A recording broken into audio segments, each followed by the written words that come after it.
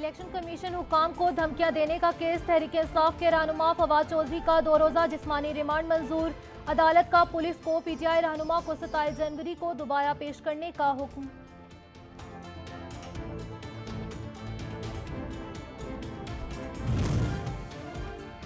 सदर मुमलिकत आरिफ अलवी की एक दिन में इमरान खान से दूसरी मुलाकात में मुल्क की सियासी सूरत-ए-हाल का तफसीली जायजा लिया गया।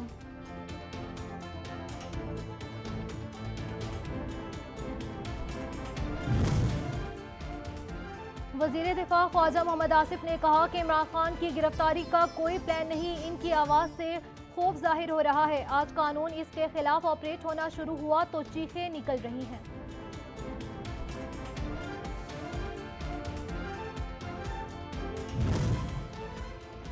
मुस्लिम लीग नून की सीनियर नायब सदर मरियम नवाज वतन वापसी के लिए आज लंदन से रवाना हो गई। दुबई में एक रोजा कयाम के बाद हफ्ते की शाम लाहौर पहुंचेंगी।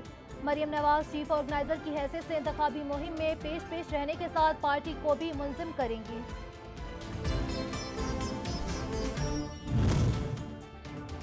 खैबर पख्तूनख्वा निगरान काबीना की तश्कील। 12 वज़रा के आज हल्फ उठाने का इम्कान। निगरान वज़ीर आला मोहम्मद आजम खान की गवर्नर गुलाम अली से मुलाकात में नामों की हतमी शक्ल दी गई। 3 एडवाइजर भी शामिल हैं।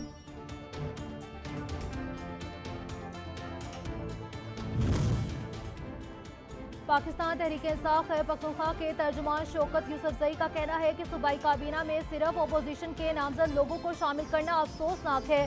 निगरान काबीना गैर जानिबदार रखने के लिए पीटीआई के कोई नाम नहीं दिया था। निगरान काबीना गवर्नर हाउस के बजाय वज़ीर आला हाउस में तश्कील दी जानी चाहिए।